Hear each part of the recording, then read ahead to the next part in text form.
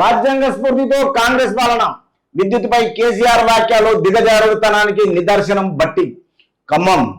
Doctor BR Ambedkar రచించిన రాజ్యాంగ స్ఫూర్తితో కాంగ్రెస్ పాలన సాగుతుందని ఉప ముఖ్యమంత్రి మల్లు భట్టి విక్రమార్క పేర్కొన్నారు. కాంగ్రెస్ పార్టీ ఖమ్మం జిల్లా కార్యాలయంలో ఆదివారం అంబేద్కర్ జయంతి వేడుకలకు ఆయన హాజరయ్యారు. ఈ సందర్భంగా మీడియా సమావేశంలో భట్టి మాట్లాడుతూ అంబేద్కర్ అన్ని దేశాల చట్టాలను అధ్యయనం చేసి భారత్ కు అద్భుతమైన రాజ్యాంగాన్ని అందించారని కొనియాడారు. సో భట్టి విక్రమార్క గారు ఏమంటున్నారంటే, ఇప్పుడు డిప్యూటీ సీఎం పరిపాలనలో చేసుకుంటూ కాంగ్రెస్ పార్టీలో అధికారం వచ్చిన తర్వాత డాక్టర్ బిఆర్ అంబేద్కర్ రచించిన రాజ్యాంగ స్ఫూర్తితో కాంగ్రెస్ పరిపాలన సాగుతుంది అని ఉప ముఖ్యమంత్రి భట్టి విక్రమార్క గారు చెప్తున్నారు. కాంగ్రెస్ పార్టీ ఖమ్మం జిల్లాకి వెళ్ళి తిరిగి ఆయన ఏమంటారు, కార్యాలయంలో ఆదివారం అంబేద్కర్ జయంతి వేడుకలకు ఆయన హాజరయ్యి ఈ సందర్భంగా సమావేశంలో మాట్లాడుతూ అంబేద్కర్ గారు అన్ని దేశాల చట్టాలను అధ్యయనం చేసి భారత్కు అద్భుతమైన రాజ్యాంగాన్ని అందించారని కొనియాడారు. కానీ రాష్ట్రంలో ప్రజలు స్వామ్యము, భావ ప్రకటన స్వేచ్ఛ లేకుండా 10 ఏళ్లు పరిపాలించిన బీఆర్ఎస్ కాంగ్రెస్ ప్రతిపాదనపై విమర్శలు చేయడము శోచనీయమన్నారు. అంటే గత 10 ఏళ్లు బీఆర్ఎస్ పార్టీ చేసింది కాబట్టి భావజాలం లేకుండా, దయా కరుణ జాలి లేకుండా అవినీతి పరిపాలన చేసింది, తిరిగి మాకు అధికారం చేతికొచ్చింది, అందుకే ప్రజలకు మంచి చేయాలని తర్వాత రాష్ట్రంలో ప్రజలు కాంగ్రెస్ పరిపాలనను విమర్శనం చేయడము శోచనీయమన్నారు. కాబట్టి నాటి ముఖ్యమంత్రి కేసీఆర్ సచివాలయానికి రాకుండా, ప్రజలను కలవకుండా ఇప్పుడు నీతి సూత్రాలు వెల్లడియడం హాస్యాస్పదంగా ఉందని వ్యాఖ్యానించారు. అంటే ఆయన ఇప్పుడు ఈయన అధికార పార్టీ ముందు ఒక ప్రతిపక్షంగా ప్రజలు ఇచ్చిన హోదాను నెరవేరుస్తలేరు, అసెంబ్లీకి రావడం లేదు, బయట మాత్రం బహిరంగ సభలు పెట్టి శోచనీయంగా ఇష్టం వచ్చినట్టుగా విమర్శలు చేస్తున్నారు. అది కరెక్ట్ కాదు, తెలంగాణ రాష్ట్ర ప్రజలు చూస్తున్నారు. ఈ విషయానికి వచ్చి తర్వాత నీతి సూత్రాలు వెళ్లేయడము హాస్యాస్పదంగా ఉందని వ్యాఖ్యానించారు. విద్యుత్ రంగాన్ని గందరగోళంలో నెట్టేసి 7 లక్షల కోట్ల అప్పులు చేశారని ఆరోపించారు.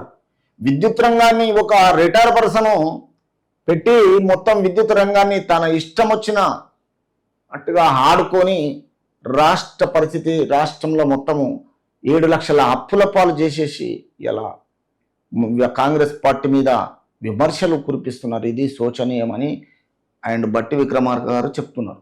ఆయన వాక్యాలు దిగజారుడుతనానికి నిదర్శనమని విమర్శించారు. అంటే మొదటి నుంచి కేసీఆర్ ఏంటంటే అందరినీ బలి చేయడంలో, తెలంగాణ రాష్ట్ర ప్రజలను మోసం చేయడంలో ఆయన విమర్శలు మామూలుగా కాదు. ఎలా చెప్తాడంటే, కేసీఆర్ మాట్లాడడంలో అర్థం లేదు, విద్యుత్ సరఫరా చేయడంలో తర్వాత గందరగోళంలోకి నెట్టేసి ఇన్ని లక్షల అప్పు చేసేసి మాటలు ఈ విధంగా విమర్శలు చేయడం కరెక్ట్ కాదంటున్నారు భట్టి విక్రమార్క గారు.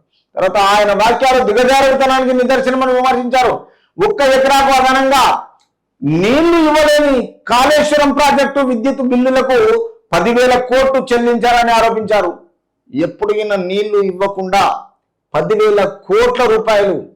తర్వాత ఆయన వాక్యాలు దిగజారడానికి నిదర్శనము 1 ఎకరాకు అదనంగా నీళ్లు ఇవ్వలేని కాళేశ్వరం ప్రాజెక్టు విద్యుత్ బిల్లులకు 10,000 కోట్లు చెల్లించారని ఆరోపించారు. అంటే వచ్చింది అది చేయకుండా కరెక్ట్గా క్రాకులు, తర్వాత పర్దలు, తర్వాత కుంగిపోవడము కరెక్టు, సరి అయిన ప్రాజెక్టు కరెక్ట్ చేయకుండా మొత్తము కాళేశ్వరాన్ని పరమచండాలంగా తయారు చేసి తెలంగాణ రాష్ట్ర వ్యవసాయ రైతులకు ఎక్కడైనా వాటర్ ఇవ్వకుండా 10 లక్షల కోట్లు అదనంగా 10,000 కోట్లు చెల్లించారని ఆరోపిస్తున్నారు ఎవరు, భట్టి విక్రమార్క. 10 ఏళ్లు బీఆర్ఎస్ పాలనలో తప్పిదాలను, అక్రమాలను తప్పకుండా బయట పెడతామని చెప్పారు. 10 ఏళ్ళు అక్రమాలు చేసిన తప్పులన్నింటినీ బయట పెడతారంట ఎవరు, భట్టి విక్రమార్క గారు. కేసీఆర్ చేసిన అవినీతి పాలన గురించి, తర్వాత ఇది అవినీతి చేసిండ్రా, తర్వాత మంచి చేసిండ్రా, రేపు చట్టము తన పని తన చేసిన తర్వాత సమయమే సమాధానము ముందు తెలుస్తుంది తెలంగాణ రాష్ట్ర ప్రజలకు. తర్వాత కార్యక్రమంలో డిసిసి అధ్యక్షుడు పువ్వాల దుర్గాప్రసాద్, పార్టీ నగర అధ్యక్షుడు ఎండి జావేద్, గిడ్డంగుల సంస్థ చైర్మన్ రాయల నాగేశ్వరరావు తదితరులు పాల్గొన్నారు.